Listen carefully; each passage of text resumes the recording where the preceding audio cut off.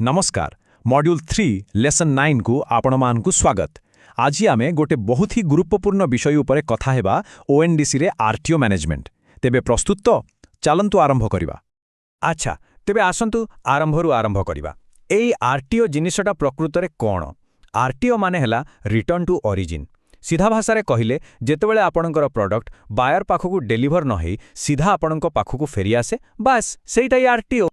आपण भाबुथिबे गोटे रिटर्न ही तो एथिरे एते चिंता करिवार कौन अछि, किंतु कथाटा सेतिकिरे सरुनी। गोटे आरटीओ रो प्रभाव गोटे खाली पैकेज फेरी आसीबाटू बहुत बेसी। चलंतु देखिबा एहार प्रकृत प्रभाव कौन। तेबे जदि आपणकर आरटीओ रेट बहुत अधिक ताले बिजनेस उपरे एहार प्रकृत प्रभाव कौन पड़े, आसंतु याकु टिके भल भाबरे बुझिबा।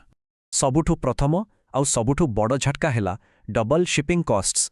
माने आपणकु प्रोडक्ट पठेबा पई तो पैसा देबाकू पड़िबो, ता सांगकु सेटा फेरी आसीबा पई भी पैसा देबाकू पड़िबो। एइटा सीधा सड़क आपणक प्रॉफिट मार्जिन को कम करि दिए। आउ कथाटा खाली पैसारे सीमित नुहे, जेते अधिक आरटीओ आपणकर सेलर स्कोर सेते तळुकू खसिबो। आउ आपण तो जानिचंती ओएनडीसी प्लेटफॉर्म रे सेलर स्कोर केते इंपोर्टेंट। ई चार्टटा को देखंतु, पूरा कहानीटा एकदम क्लियर हे जिवो।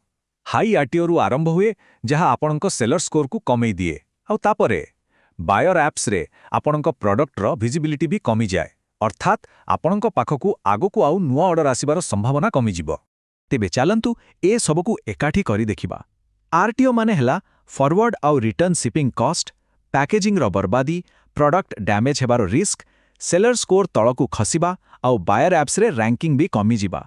सत कहिले एइटा जे कोनोसी बिजनेस पाई गोटे खराब स्वप्न भली। ठीक अछि, आमे एहार खराब प्रभाव विषय रे तो जानि गले। एबे आसंतु एहार मूल कारण गुडी को खोजिबा, कारण मूलटा को जानिले जाई तो आमे समाधान करि परिबा ना। देखंतु आरटीओ हेबार किछि साधारण कारण अछि, जेमिति कि बायर घरे नथिले किंबा एड्रेस कि फोन नंबर भूल देइथिले। केबे केबे सेमाने डेलीवरी रिजेक्ट कर दियंती, विशेष करी कैश ऑन डेलीवरी ऑर्डर रे। आउ किछि कारण आम पटु भी होई पारे, जेमिति पैकेजिंग ठीक नथिला किंबा आमे डिस्पैच करिवारे डेली गलु। एई कारण गुडी को आमे दुई भागरे बांटी पारिबा। किछि जिनिस बायर उपरे निर्भर करे, सेथिरे आमे बेसी किछि करि पारिबानी, किंतु आउ किछि जिनिस अछि जहा पूरा पूरी आम सेलर मानंकर कंट्रोल रे, आउ आमे सेई जिनिस उपरे ही फोकस करिबा, जेमिति कि हमरा पैकेजिंग, डिस्पैच टाइम आउ प्रोडक्ट डेटा। तेबे प्रश्न उठुछि एहाकु रोकिबा केमती? वेल चिंता करंतुनी, आसंतु एबे आपणकर आरटीओ प्रिवेंशन प्लेबुक खोलिबा आउ किछि इफेक्टिव स्ट्रैटेजी सिखिबा। आरटीओ कमेइबा पई मुख्यतः तीनिटा सुवर्ण नियम अछि। याहाकु भल भाबे मने रखंतु। 1 सबुबेले सठिक प्रोडक्ट डेटा दियंतु। 2 मजबूत पैकेजिंग व्यवहार करंतु। आउ 3 समय रे माने टाइमली डिस्पैच करंतु।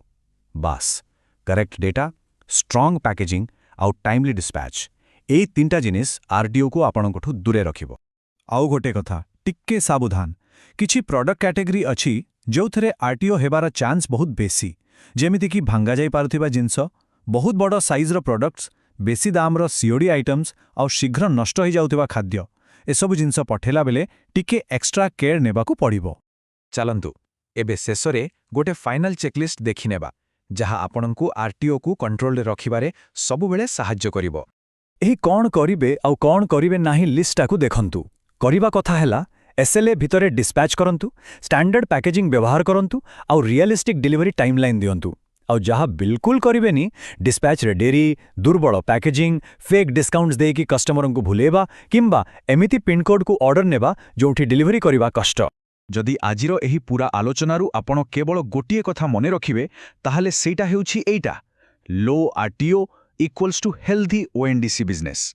जेते आरटीओ कम सेते आपणको बिजनेस सुस्थ। आरटीओ को कंट्रोल करंतु आउ ओएनडीसी रे सफलता पाई निजको प्रस्तुत करिनियंतु। आशा करूछि आरटीओ मैनेजमेंट विषय रे आपणकर सबु डाउट एबे क्लियर हे जाइथिबो। हमर नेक्स्ट लेसन रे आमे कैंसलेशन फ्लो को केमिति हैंडल करिबे से विषय रे जानिबा। तेबे आम सहित जोड़ी हेबा पई प्रस्तुत।